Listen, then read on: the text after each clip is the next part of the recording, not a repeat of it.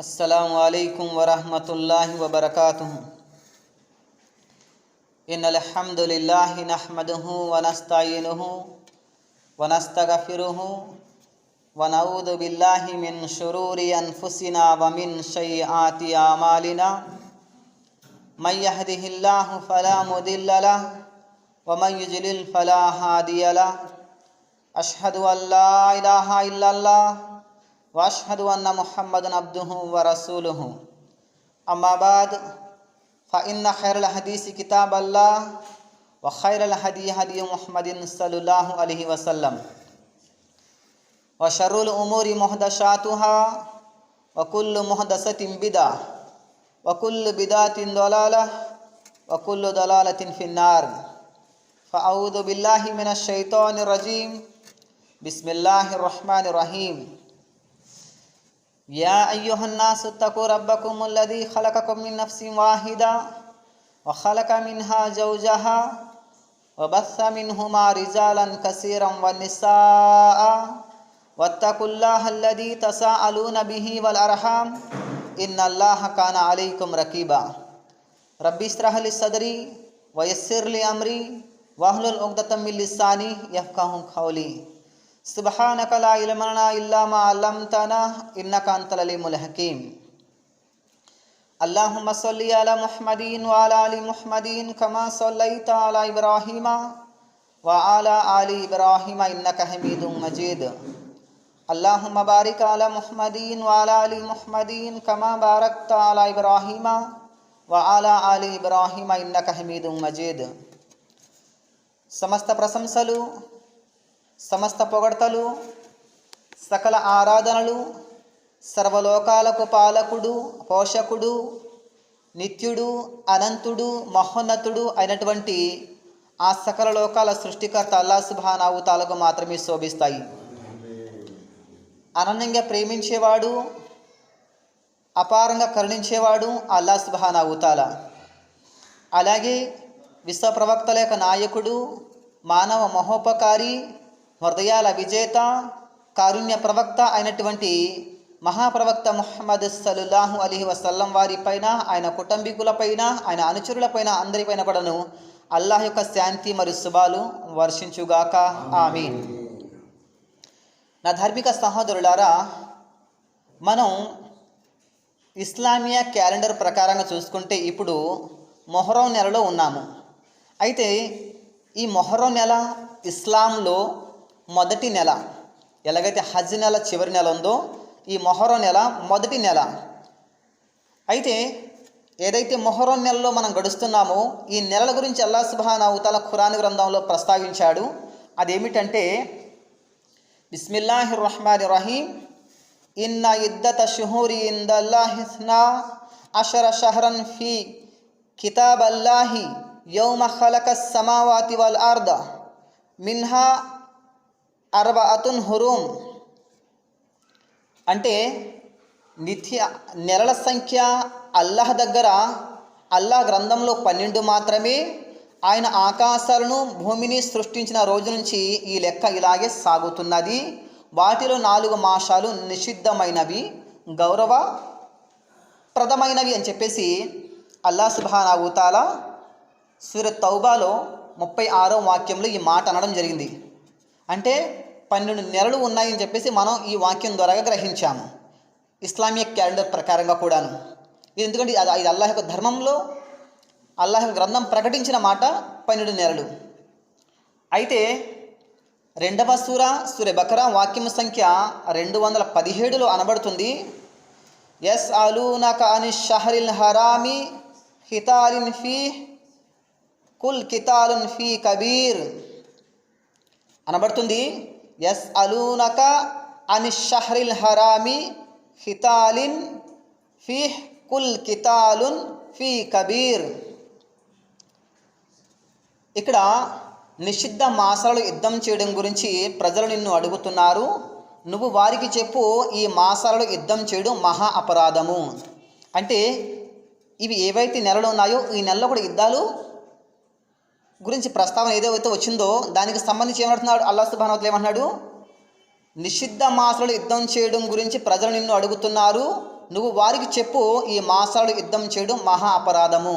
అంటే ఈ నెలలు ఏవైతే పవిత్ర నెలలు ఉన్నాయో వీటిలో యుద్ధం చేయడం అనేది నిషిద్ధము. అలాగే ఈ నెలలో అనేక పాపకార్యాలు ఏవైతే తెలిసి తెలియక జరిగిపోతాయో చాలా జాగ్రత్తగా ఉంటూ అనేకమైన పాపకార్యాలకు మనం దూరంగా ఉండాలని సంకల్పం చేసుకొని ప్రతి ఒక్క చెడు కార్యానికి పాపకార్యానికి దూరంగా ఉండాలి. ఇక అలాగే 4 మాసాల గురించి మనం చూసినట్లయితే 4 మాసాల గురించి ప్రవక్త ముహమ్మద్ సల్లల్లాహు అలైహి వసల్లం వారు అన్నారు, కాలం తిరిగి యథాస్థితికి అల్లా భూమి ఆకాశాలను సృష్టించిన నాటి స్థితికి వచ్చేసింది. ఏడాదిలో 12 మాసాలుంటాయి. వాటిలో 4 మాసాలు విశిష్టమైనవి, పవిత్రమైనవి. వాటిలో 3 మాసాలు ఒకదాని తర్వాత ఒకటి వస్తాయి. అవే జుల్ఖాదా, జుల్హజ్, మొహర్రం. అంటే ఇవన్నీ ఈ 3 కూడా సీరియల్గా వస్తాయి ఈ నెలలు. అవే జుల్ఖాదా, జుల్హజ్, మొహర్రం. 4వ మాసం రజబ్, ఇది జమాది ఉల్ ఆఖిర్ నెలకి షాబాన్ నెలకి మధ్యన ఉంటుంది. ఈ యొక్క హదీస్ సహీ బుఖారీ గ్రంథంలో 2958వ హదీస్గా బుఖారీ రహమతుల్లాహి అలైహి వారు ఆయన గ్రంథంలో ఈ హదీస్ నకలు చేస్తున్నారు. ఈ హదీస్ ద్వారా తెలిసిందేంటి? 4 మాసాలు నిషిద్ధమైనవి. ఆ నిషిద్ధ మాసాల్లో ఎలాంటి రక్తపాతాలు, అలాగే తనను తాను అన్యాయం చేసుకోవడం, యుద్ధాలు ఇలాంటి ఏమీ కూడా జరగకూడదు. ఎందుకంటే పవిత్రమైన మాసాలు ఇవి. అబూ హురైరా రదియల్లాహు అన్హు ఉల్లేఖిస్తున్నారు, మహాప్రవక్త ముహమ్మద్ సల్లల్లాహు అలైహి వసల్లం వారు అన్నారు, రంజాన్ మాసం తర్వాత అల్లా మాసమైన మొహరం నెలలో పాటించబడే ఉపవాసాలు అత్యంత శ్రేష్టమైనవి. అలాగే ఫర్జ్ నమాజుల తర్వాత పాటించబడే నఫిల్ నమాజులు తహజుద్ నమాజ్ అత్యంత శ్రేష్టమైనది. సహీ ముస్లిం గ్రంథము 1982 హదీస్ ఇది. అంటే అల్లా మాసం అనబడింది దేన్ని? ఈ మొహరం యొక్క నెలను. అంటే అన్నీ కూడా అల్లా యొక్క నెలలే, ప్రతిదీ కూడా అల్లాది, ఈ సృష్టి అంతా కూడా అల్లాది. అయితే ఈ నెలలో ఏదైతే ఉపవాసం ఉందో, రంజాన్ తర్వాత ఏదైతే ఉపవాసం పాటిస్తాం కదా, రంజాన్ ఉపవాసాల తర్వాత ఏదైనా ఉత్తమమైన ఉపవాసం ఉంది అంటే ఈ మొహరం నెలలో పాటించబడేటటువంటి యొక్క ఉపవాసము ఎంతో ఘనత గలది. అల్లాహ్ దగ్గర దీనికి చాలా ప్రాధాన్యత ఉంది. మరి అలాగే ఫర్జ్ నమాజుల తర్వాత ఏదైనా నమాజ్ ఉంది అంటే, అతి ఉత్తమమైన నమాజ్ ఏదైనా ఉందంటే రాత్రి మేలుకొని చేసేటటువంటి యొక్క నమాజు తహజుద్ నమాజ్ అన్నారు ప్రవక్త సల్లల్లాహు అలైహి వసల్లం వారు. ఎందుకు తహజుద్ నమాజ్కి అంత ప్రాముఖ్యత అంటే, అల్లాహ్ సుబ్హానహు వ తఆలా మొదటి ఆకాశం మీదకి వచ్చి అల్లాహ్ యొక్క కారుణ్యం ఎదురు చూస్తూ ఉంటుంది. ఏమని? ఎవరైనా అడిగేవారు ఉన్నారా? పాపక్షమాపణ కోరుకుంటే క్షమించడానికి అల్లాహ్ సిద్ధంగా ఉన్నాడు. అల్లాహ్ తాలా ఏదైనా వారి అవసరార్థం అడిగితే అల్లాహ్ తాలా ఇవ్వడానికి సిద్ధంగా ఉన్నాడు. ఎవరైనా మన్నింపు కోసం ప్రార్థన చేసుకుంటే అల్లాహ్ తాలా మన్నించడానికి సిద్ధంగా ఉన్నాడు. అలాంటి ఉత్తమమైన సమయము తహజుద్ యొక్క సమయము. అందుకే ఆ సమయంలో చేయబడేటువంటి నమాజ్కి అల్లాహ్ దగ్గర చాలా ఉన్నతమైన విలువ అల్లాహ్ దగ్గర ఉంది. అలాగే ఫర్జ్ నమాజ్ తర్వాత ఏదైనా ఉత్తమమైన నమాజ్ ఉంది అంటే తహజుద్ నమాజు. మరి ఈరోజు అనేక మంది ఫర్జ్ నమాజులకే, ఉదయం నమాజ్ ఫజర్ నమాజ్ ఏదైతే చేస్తామో దానికే దూరం అయిపోతున్నారు. మరి ఇంత ఘనత గలది ఫజర్ నమాజ్ తర్వాత తహజుద్ యొక్క నమాజ్ సమయం ఏదైతే ఉందో దాన్ని మరి ఎంతమంది మిస్ అయిపోతున్నారు? ఆ సమయం దువా కబుల్ అయ్యేటటువంటి సమయం మిత్రులారా. కనీసం రెగ్యులర్గా రోజాన 2 నుంచి 4 రకాతులు, లేదంటే 6 రకాతులు, ఇంకా సమయం 8 రకాలు చేసే ప్రయత్నం చేయండి. అల్లాహ్ తాలా మీకు ఇవ్వడానికి సిద్ధంగా ఉన్నాడు ఆ సమయంలో, కోరుకునే వాళ్ళకి కోరుకున్నంత. ఇక తర్వాత మొహర్రం మాసపు ఘనతను తెలియజేయడానికి దానిని అల్లాహ్ మాసం అని అనడం జరిగింది. ఉదాహరణకు అల్లాహ్ గృహము బైతల్లా, అల్లాహ్ ఒంటే అని ఖురాన్లో పేర్కొనడం జరిగింది. అల్లాహ్ సుబ్హానహు తఆలా ఇలా పేర్కొన్నంత మాత్రాన, ఇలా అనంత మాత్రాన అవి అల్లాహకు అవసరమైన వస్తువులు అని అర్థం కాదు. కానీ అల్లాహ్ వాటి విశిష్టతను వివరించడం దాని యొక్క ముఖ్య ఉద్దేశము. మిత్రులారా చూడండి, మొహరం నెలలో ప్రవక్త ముహమ్మద్ సల్లల్లాహు అలైహి వసల్లం సాంప్రదాయం అరబీలో 10వ తేదీని అషురా అని అంటారు. మొహరం నెలలో 10వ తేదీ పాటించే ఉపవాసాన్ని అసురా ఉపవాసం అని చెప్పేసి అంటారు. ఏదైతే ఈ సంవత్సరం మనం ఆదివారం పాటిస్తామో ఆ ఉపవాసం, ఈ సంవత్సరం 2020 ఆగస్టు నెల ఆదివారం పెట్టే ఉపవాసాన్ని ఏమంటాము? అషురా ఉపవాసము అంటాం మనం. అది పాటించడం వల్ల అనేక ప్రయోజనాలు ఉన్నాయి. పుణ్యమృత్యు కూడా ఇన్షాల్లా మీ ముందు హదీస్ని తీసుకొస్తాను. హజరత్ ఆయిషా రదియల్లాహు అన్హా ఉల్లేఖన ప్రకారం ఖురైష్ జాతి ప్రజలు ఇస్లాం రాకమునుపు అజ్ఞాన కాలంలో మొహరం యొక్క నెలలో అషురా నాటి ఉపవాసం పాటించేవారు. ఈ ఉపవాసం ఫర్జ్ కాదు, కానీ వారు పాటించేవారు. ఎప్పుడు? ప్రవక్త సల్లల్లాహు అలైహి వసల్లం వారు ప్రవక్త పదవి రాకముందు కూడా ఈ అషురా ఉపవాసం ఉంది. మరియు ప్రవక్త ముహమ్మద్ సల్లల్లాహు అలైహి వసల్లం గారు కూడా ఆ ఉపవాసాన్ని పాటించేవారని ఎవరంటున్నారు? ఇక్కడ ఆయిషా రదియల్లాహు అన్హా వారు ఇక్కడ ఉల్లేఖించడం అనేది జరుగుతుంది. అలాగే ఆ తరువాత ప్రవక్త ముహమ్మద్ సల్లల్లాహు అలైహి వసల్లం మదీనాకు వచ్చినప్పుడు ఆ ఉపవాసాన్ని పాటించేవారు. సహబాలను కూడా ఆ ఉపవాసాన్ని పాటించమని ఆదేశించేవారు. ఇక ఆ తర్వాత రంజాన్ ఉపవాసాలు విధిగా చేయబడ్డాయి. అప్పుడు ప్రవక్త ముహమ్మద్ సల్లల్లాహు అలైహి వసల్లం అషురా ఉపవాసం గురించి, ఇది అషురా రోజు, అల్లాహ్ మీపై ఉపవాసాన్ని విధిగా వించలేదు, అయినా నేను ఉపవాసం ఉంటున్నాను, కనుక మీలో ఎవరైనా ఆ ఉపవాసాన్ని పాటించాలనుకున్న వారు పాటించండి, లేదనుకుంటే మానుకోండి అని చెప్పేసి ప్రవక్త సల్లల్లాహు అలైహి వసల్లం వారు అనడం జరిగింది. మరి అలాగే అబ్దుల్లా బిన్ అబ్బాస్ రదియల్లాహు అన్హు ఉల్లేఖిస్తున్నారు, ప్రవక్త సల్లల్లాహు అలైహి వసల్లం వారు మదీనాకు వలస వచ్చినప్పుడు మదీనాలో యూదులు మొహర్రం ఉపవాసం 10వ తేదీన ఉపవాసం పాటించడాన్ని గమనించారు. వారిని ఉద్దేశించి, మీరు ఈ ఉపవాసం ఎందుకు పాటిస్తున్నారు అని అడిగారు. దానికి యూదులు, అల్లాహ్ ఈరోజు మూసా ప్రవక్తకు అతని యొక్క ఆగడాల నుండి విముక్తి ప్రసాదించాడు, ఆ సంతోష సమయాన్ని పురస్కరించుకొని మేము ఈరోజు ఉపవాసం పాటిస్తాం అని చెప్పేసి చెప్పినప్పుడు, అది విని మహాప్రవక్త ముహమ్మద్ సల్లల్లాహు అలైహి వసల్లం, మూసా ప్రవక్త సంతోషంలో పాలు పంచుకోవడానికి మీకంటే మేము ఎక్కువ హక్కుదారులం అంటూ ఆయన కూడా ఆ రోజు ఉపవాసాన్ని పాటించారు. మరి సహబాలను కూడా పాటించమని ఆదేశించారు. ఈ యొక్క మాటను బుఖారీ రహ్మతుల్లాహి అలైహి వారు ఆయన గ్రంథంలో పొందుపరుస్తున్నారు. 1865వ హదీస్గా ఈ మాటను నకలు చేశారు. మరి అలాగే అబ్దుల్లా బిన్ అబ్బాస్ రదియల్లాహు అన్హు వారు ఉల్లేఖించిన మరొక హదీస్ మనం చూసుకుంటే, ఒకవేళ నేను వచ్చే సంవత్సరం వరకు బ్రతికి ఉంటే మొహర్రం మాసం 9వ తేదీన కూడా ఉపవాసం పాటిస్తాను అని చెప్పేసి. అంటే యూదుల యొక్క ఆచారం ఒకరోజు ఉపవాసం ఉండేవారు. మరి అల్లాహ్ సుబ్హానహు వ తఆలా ఆదేశం అయింది, యూదులు మరి క్రైస్తవుల ఆచారాలకు మన ఆచారాలు విరుద్ధంగా ఉండాలి. వాళ్ళు ఒకరోజు పెట్టేవారు, మనం కూడా ఒక్కరోజు ఉపవాసం పెడితే యూదుల యొక్క ఆచారంతో సమానం అయిపోతుంది అక్కడ. అందుకే ప్రవక్త సల్లల్లాహు అలైహి వసల్లం వారు ఏమన్నారు, ఇన్షా అల్లా వచ్చే సంవత్సరం ఉంటే గనక రెండు ఉపవాసాలు పెడతానని చెప్పేసి ప్రవక్త సల్లల్లాహు అలైహి వసల్లం అనడం జరిగింది. ఇబ్న్ అబ్బాస్ రదియల్లాహు అన్హు ఉల్లేఖిస్తున్నారు, ప్రవక్త ముహమ్మద్ సల్లల్లాహు అలైహి వసల్లం అషురా రోజు మొహర్రం నెల 10వ తేదీన స్వయంగా ఉపవాసం ఉన్నారు మరియు ఆ రోజు ఉపవాసం పాటించమని ఆదేశించారు. అలాగే అబూ ఖతాదా రదియల్లాహు అన్హు వారు ఉల్లేఖిస్తున్నారు, ప్రవక్త సల్లల్లాహు అలైహి వసల్లం వారు ప్రవక్త సల్లల్లాహు అలైహి వసల్లం గారిని అషురా నాటి ఉపవాసం గ్రంథం గురించి అడగడం జరిగింది. అయితే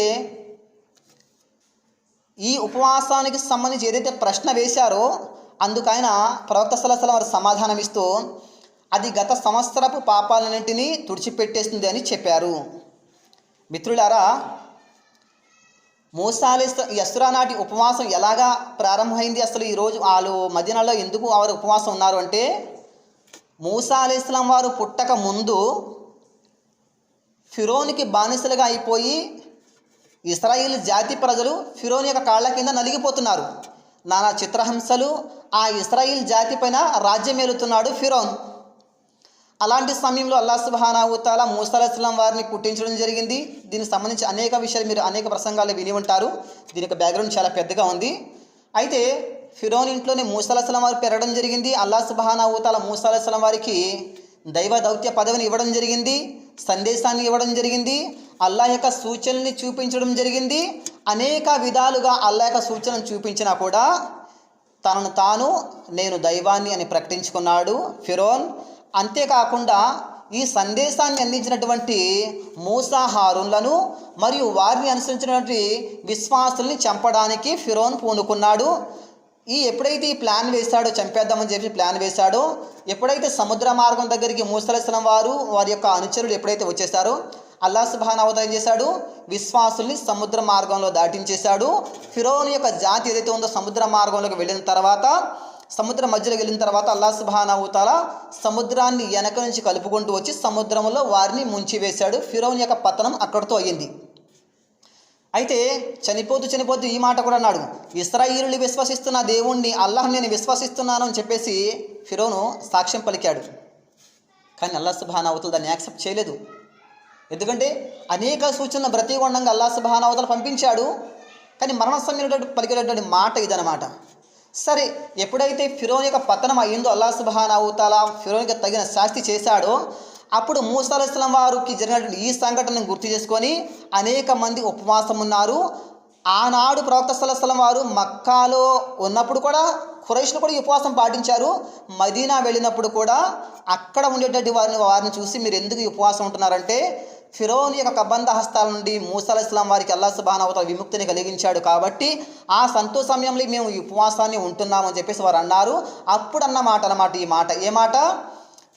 మా అన్న మూసా అలైహిస్సలాం వారు ఏదైతే ఈ కార్యక్రమాన్ని పాటించారో దానికంటే మేమే హక్కుదారులం అని చెప్పేసి అన్నారు. ఒక తమ్ముడుగా బాధ్యత మూసా అలైహిస్సలాం వారు యొక్క తమ్ముడిగా బాధ్యత ముహమ్మద్ సల్లల్లాహు అలైహి వసల్లం వారు ఆ ఉపవాసాన్ని పాటించారు.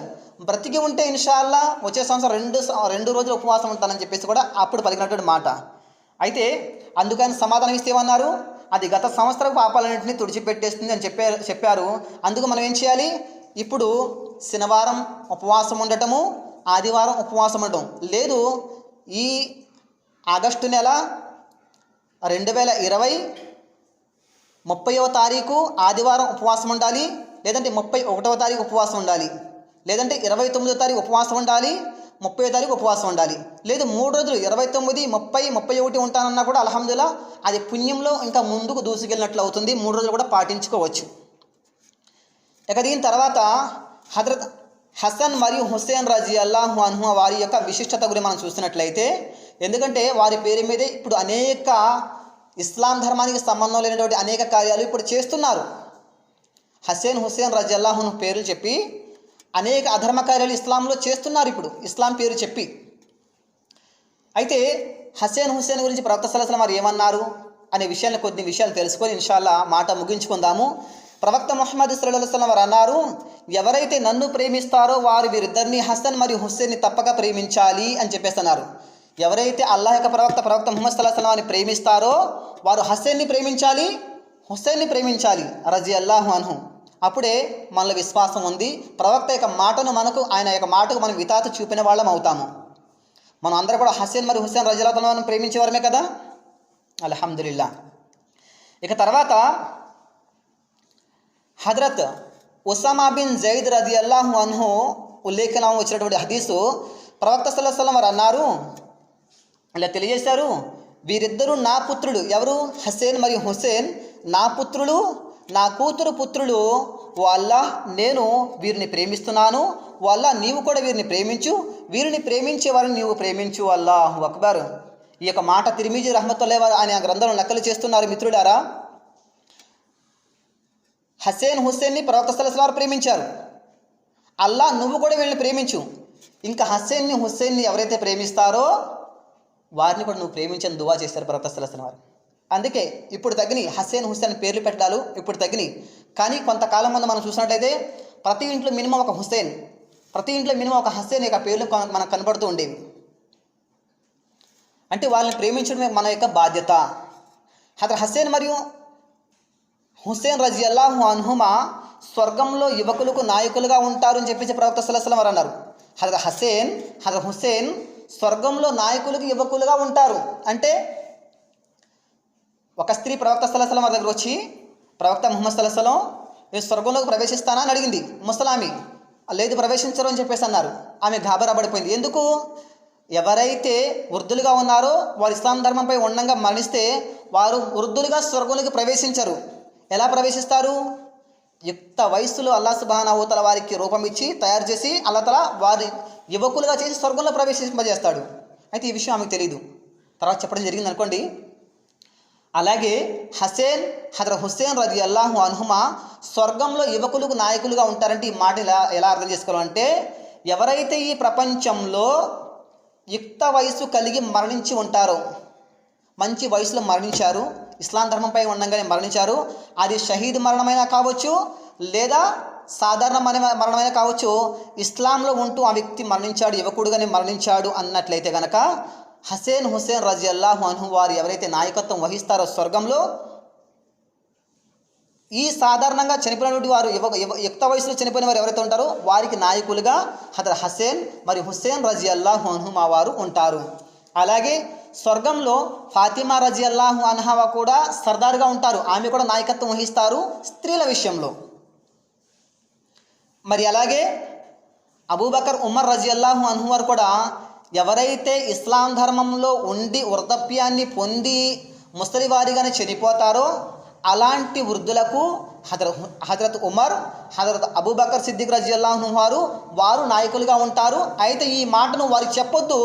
ఎందుకంటే వీళ్ళు ఎవరైతే నాయకత్వం వహిస్తారో వారు గడిచిన తరాల వారైనా కావచ్చు, లేదంటే రాబోయే తరాలకు చెందిన వారైనా కావచ్చు.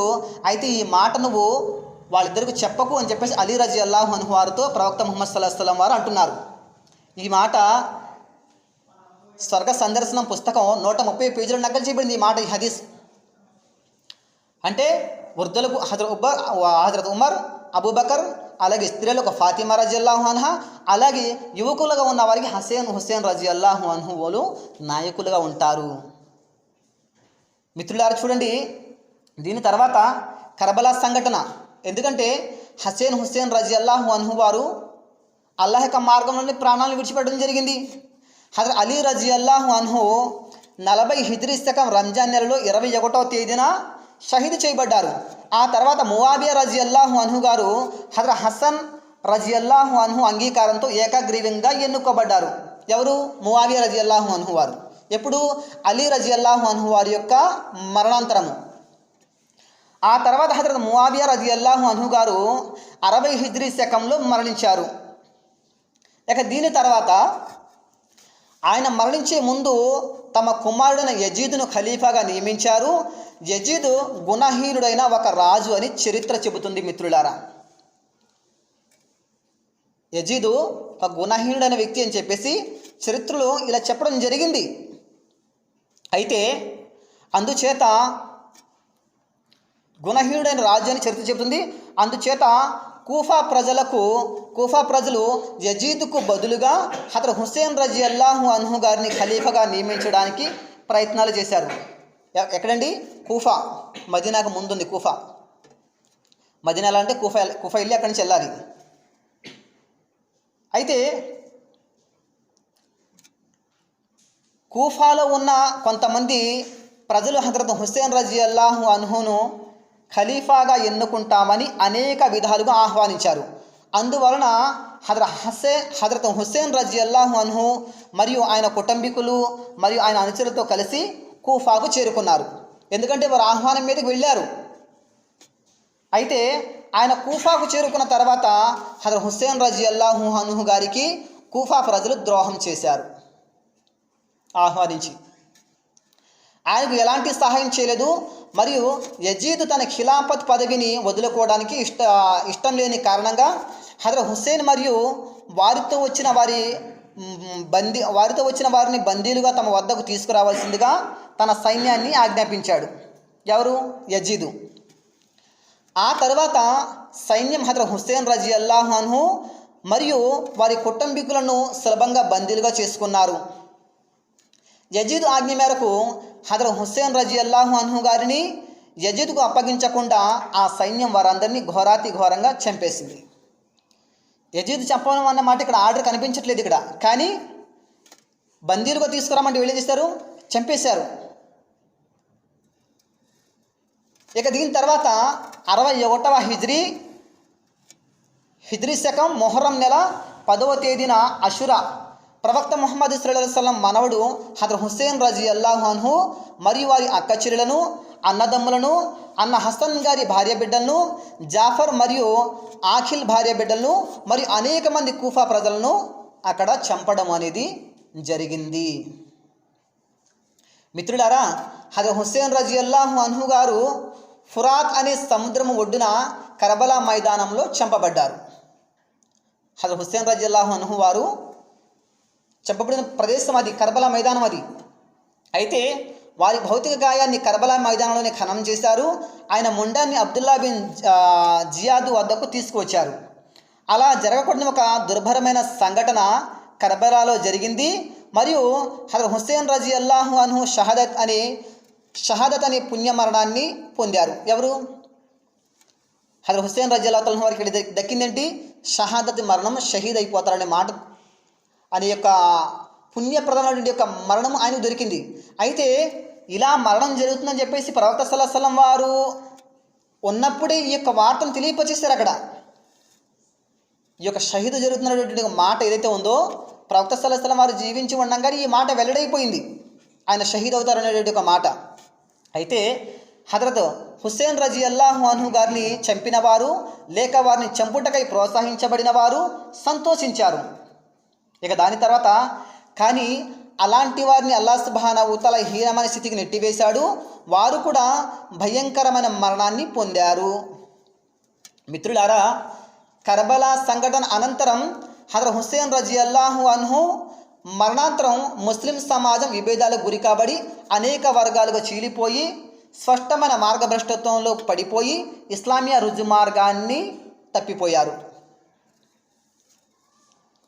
చూడండి, అనేక విషయాలు మీ ముందు చెప్పడానికి అనేక విషయాలు మిగిలి ఉన్నాయి. అయితే సమయం లేదు కాబట్టి నేను కొన్ని మాటలు మాత్రమే ముందు పెట్టి నేను ముగించదలిచాను. ఎందుకంటే ఈ అంశం ఒక జుమ్మాలో చెప్తే అయ్యేది కాదు. ప్రధానంగా మనం తెలుసుకోవాల్సినటువంటి విషయం ఏమిటి అంటే హజరత్ హుస్సేన్ పేరు మీద ఈ మొహరం నెలలో కొన్ని అధర్మ కార్యాలు చేస్తారు. ఎవరైతే వీటిని చేస్తారో వారికి కూడా గెడ్డలు ఉంటాయండి, వారికి కూడా గెడ్డలు ఉంటాయి, వారికి కూడా టోపీలు ఉంటాయి, వారు కూడా మాలాగే దుస్తులు వేస్తారు. వారు చేసేటటువంటి పనులకి ఇస్లాం ధర్మానికి ఎలాంటి సంబంధము లేదు. హజరత్ హుస్సేన్ రజియల్లాహు అన్హు వారి యొక్క మరణాన్ని గుర్తు చేసుకుంటూ మేము శ్లోకాన్ని వ్యక్తపరుస్తున్నామని చెప్పేసి అనేక బిదాత్ కార్యాలు చేస్తూ ఉంటారు. ఎలాగా? బ్లేడ్లతో శరీరాలను కోసుకోవడము, కొరడాలతో కొట్టుకోవడము, అగ్నిగుండాలు తొక్కడం, ఇలాంటి కార్యాలు చేస్తుంటారు. ఈ కార్యాలకు ఇస్లాంకు ఎలాంటి సంబంధం లేదు. వారు హుస్సేన్ రజియల్లాహు అన్హు పట్ల మాటలు చేస్తుంటారు కదా, వారి పట్ల ఏదో ప్రేమను వెలిబుచ్చుతున్నట్లు ఇస్లాం ధర్మం లేని కొన్ని కార్యాలు చేస్తూ ఉంటారు. అందులో షియా వారు ఉన్నారు. అయితే ఈ ఇస్లాం వెలుగులో ఎవరైతే ప్రవక్త సల్లల్లాహు అలైహి వసల్లం వారి కుటుంబీకులు వారి మనవళ్ళు షహీద్ అయిపోయారో వారి పేరు మీద జరిగేటటువంటి కార్యాలు ఏవైతే ఉన్నాయో అనేక చోట్ల మీరు చూస్తూ ఉంటారు. చాలా చోట్ల హైదరాబాద్లో కానీ లేదంటే అరబ్ దేశాల్లో కూడాను కొన్ని చోట్ల ఇలాంటి సంఘటనలు జరుగుతుంటాయి. వాళ్ళు ఏం చేస్తూ ఉంటారంటే మొహరం నెలలో అధర్మ కార్యాల గురించి మనం చూసుకున్నట్లయితే అహ్లు సున్నా వల్ జమాత్కు చెందిన కొంతమంది ప్రజలు అజ్ఞానంతో మొహరం పండుగ పేరుతో అనేక కార్యకలాపాలు నిర్వహిస్తున్నారు. వారు తమను తాము సున్నీలుగా పేర్కొంటున్నారు. అయినా రుజుమార్గాన్ని తప్పిన వర్గాల షియా ముస్లింలు మరియు నాసిబియా ముస్లింలకు అనుగుణంగా మన పట్టణాల్లో పల్లెల్లో ప్రతి ఏటా ఏవో కార్యాలను పుణ్యంగా భావించి మొహరం ఉత్సవాలుగా నిర్వహిస్తూ ఉంటారు. ఇందులో మొదటిది ఏంటి? మొదటి మొహరం రోజున పంజాలను మకాన్ అనే ప్రత్యేకమైన స్థలంలో నిలబెట్టడం జరుగుతుంది, మకాన్ అనే చోట. ఇక రెండోది, కొంతమంది ప్రజలు కొత్తగా పంజాలు నిలబెడతారని మొక్కుబడులు చేసుకుంటారు. మూడోది, 10 రోజుల వరకు పంజాలను పూలమాలలతో పూల హారాలతో అలంకరిస్తారు మరియు ఆ 10 రోజులు ఫాతిహాలు అర్పణలు కూడా చేస్తూ ఉంటారు. ఎందుకంటే ఇవన్నీ కూడా ఇస్లాం ధర్మంలో లేనివి. ఏ కార్యాలు చేస్తారు మొహరం స్టార్ట్ అయితే అనే దాని గురించి మీ ముందు కొన్ని విషయాలు ఉంచడం జరుగుతుంది. సమయం లేదు, ఇంకా అనేక విషయాలు చెప్పడానికి ఉన్నాయి. కానీ 7వ రోజు నుండి రాత్రి స్నానం చేసి అగ్నిగుండంలో నడుస్తుంటారు. పీర్లకు ఫాతిహాలు కూడా సమర్పిస్తూ ఉంటారు. ఇక 5వ విషయం, 7వ రోజు నుండి బెల్లం లేక ఇతర షర్బత్తులు వాడకాలు కడవలుగా తయారు చేస్తారు. స్వయంగా తాగుతారు, ఇతరులు కూడా తాగిపిస్తారు. ఇలాంటి పనులు చేస్తే ఏమంటారు? ముస్లిం మొహరం చాలా బాగా చేస్తారండి, పెద్ద అగ్నిగుండం తాగుతారు, మా ఇళ్ళంతా కూడా షర్బత్ తొంగిలిపోతే వాళ్ళు తాగుతారు, మాకు తాగిపిచ్చేస్తారు, మా కడుపులు నిండిపోతాయని చెప్పుకుని ఉంటారు. గొప్పగా చెప్తారు ముస్లింల గురించి. కానీ వీళ్ళు డూప్లికేట్ ముస్లింలు అన్న విషయం తెలియదు అసలు వాళ్ళకి. 6వ విషయం ఉంది, బతాసాలు మరియు చొంగాలు తీపు అట్లు ఆచారంగా చేసి తింటారు, ఇతరులు కూడా తినిపిస్తారు. 7వ విషయం, పంజాల పీర్లను నిలబెట్టిన కొంతమంది ఆత్మలు తమ శరీరంలోకి వచ్చిందంటూ ఊగుతుంటారు మరియు పంజాలను ఎత్తుకొని అగ్నిగుండంలో నడుస్తారు. ఇలాంటి కార్యాలు జరుగుతాయి. పూర్వీకులు చనిపోయారు, వారు మాలో వచ్చేస్తారని చెప్పేసి అంటారు. ఆ దుర్మార్గం ఆచారాలే ఈనాడు కూడా అక్కడక్కడ ఇలా చెప్పుకునే వాళ్ళు కూడా ఉన్నారు. ఏమని? చనిపోయిన వాళ్ళు దెయ్యాలు అవుతారంట, వీళ్ళు వస్తారంట శరీరం మీదకని చెప్పేసి. ఒక చోట ఏం జరిగింది తెలుసా? ఒక సంఘటన ఏంటంటే, నా మీదకి ఫాతిమా వచ్చేసిందని చెప్పేసి ఒక ఇంట్లో నుంచి ఒక స్త్రీ బయటకు వచ్చేసింది, పూనకు వచ్చేసింది. ఆడేవాడు ఏం చేశాడంటే, నీ మీద ఫాతిమా అవుతే నా మీద అలీ వచ్చేసాడు, నా అనుమతి లేకుండా నువ్వు ఇంటి నుంచి బయటకు వచ్చి ఎందుకు వచ్చావని చెప్పేసి ఈడు తయారైపోయాడు. చూడండి, పూనకాలు అనేవి, పూనకాల పేరు వీళ్ళు పెట్టుకుంటారు ఇవి. కానీ వాస్తవంగా చెప్పాలంటే మరణించిన వారి ఆత్మలు దెయ్యాలు కావు. మరణించిన వారి ఆత్మలు ఎక్కడ ఉంటాయంటే ఇల్లియూన్ అనేటటువంటి ఒక ప్రదేశంలో ఉంటాయి, లేదా సిజ్జీన్ అనేటటువంటి ప్రదేశంలో ఉంటాయి. ఎలాగా? ఆలమే అరవాలు ఈ ఆత్మకు వయసు స్థానం ఎలాగైతే గడిచిందో అల్లా దగ్గర, 7వ సూర అరాఫ్లో ప్రస్తావన ఉంది. ఈ ఆత్మకు వయసు గడిచింది ఎక్కడ? అల్లా దగ్గర ఆలమే అరవాలు గడిచింది సమస్త ఆత్మలకు. మొదటి వయసు అక్కడ గడిచింది. రెండో వయసు 9 లేక 10 నెలలు తల్లి గర్భంలో గడిచింది. ఇక మూడో వయసు 60 సంవత్సరాలు కావచ్చు, 70 సంవత్సరాలు కావచ్చు, మహా అయితే సెంచరీ కూడా కావచ్చు. మూడో వయసు ఈ ప్రపంచంలో గడుస్తుంది. 4వ వయసు ఆలమే బర్జక్లో జీవితం గడవాలి. అంటే ఆలమే బర్జక్ అంటే ఆఖరి జీవితానికి ప్రాపంచిక జీవితానికి మధ్యన ఉన్నటువంటిదే బర్జక్ జీవితము, అక్కడ గడవాలి. ఆ బర్జక్ జీవితంలోనే పుణ్యాత్ముడైతే ఇల్లియంలో అతని ఆత్మను భద్రపరుస్తాడు. అతని మరణం తర్వాత అతని యొక్క శవాన్ని కాల్చేసినా, దఫన్ చేసినా, ఖననం చేసినా, ఏ విధంగా చేసినా కూడా అతని ఆత్మ మాత్రం పుణ్యాత్ముడైతే, ఇస్లాం ప్రకారంగా జీవితం గడిపినవాడైతే అతని ఆత్మని ఇల్లియంలో భద్రపరుస్తారు. పాపాత్ముడైతే సిజ్జీన్లో బంధిస్తారు తప్ప వారి ఆత్మలు దెయ్యాలయ్యి లేదంటే పూనకాల రూపంలో ఒకరి మీదకు రావడం అనేది అసంభవము, జరగని పని. ఈ కార్యకలాపాలను కొంత ముందు పెట్టుకొని తాబీజుల రూపంలో కొంతమంది డబ్బులు సంపాదించడం మొదలుపెట్టారు కదా. ఇవన్నీ కూడా ఇస్లాం ధర్మంలో లేనటువంటి కార్యాలు. ఇక రండి మిత్రులారా, 8వ విషయం, పంజాలు ఎత్తుకొని వీధులంతా ఊరేగిస్తూ అనేక కనికట్లు నాటకాలు చేస్తూ ఇంటింటా నిలబడి ఫాతిహాలు ఇస్తూ విరాళాలు సేకరిస్తారు. ఇక 9వ విషయం, పంజాలను పట్టణము పొలిమేర తీసుకుపోయి వాటిపై పూరాహారాలను తీసేసి చెరువులలో లేక బావులలో పడేస్తారు. ఇది వాస్తవికత.